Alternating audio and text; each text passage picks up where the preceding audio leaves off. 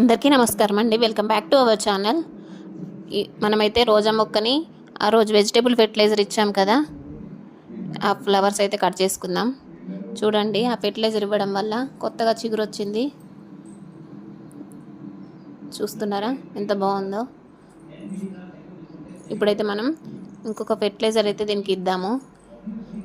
ఈ మొక్కలు, ఈ ఫ్లవర్స్ ఇలా కట్ చేయడం ద్వారా న్యూ బ్రాంచెస్ అయితే వస్తాయండి. అవి కట్ చేసుకొని అయితే ఇంట్లోనే ఇంకొక ఫెర్టిలైజర్ రెడీ చేసుకుందాము. ఇదైతే ఇంట్లో మనం వాడుకునే కాఫీ పౌడర్ ఉంటుంది కదా, ఒక గ్లాస్ వాటర్లో ఇది యాడ్ చేసుకొని రోజ్ ప్లాంట్కైనా ఏ ఫ్లవర్స్కైనా ఇచ్చుకోవచ్చండి. ఇది ఇలా ఇవ్వడం ద్వారా మొక్కకి zinc, potassium, magnesium, iron, calcium ఇవన్నీ అందుతాయండి. మనం ఏ ఫెర్టిలైజర్ ఇచ్చినా కానీ ఫస్ట్ భూమిని వదులుగా చేసుకోవాలి, ఇలా తవ్వుకోవాలండి. అట్లయితే త్వరగా మొక్క అయితే అబ్జర్వ్ చేసుకుంటుంది. ఇలా తవ్వుకున్న తర్వాతనైతే ఫెర్టిలైజర్ ఇవ్వాలి మనము. ఇప్పుడైతే త్వరగా మొగ్గలు వస్తాయి, న్యూ బ్రాంచెస్ వస్తాయి కదా, చాలా మొగ్గలు వస్తాయి. ఈ వీడియో కనుక మీకు నచ్చినట్లయితే లైక్ చేయండి.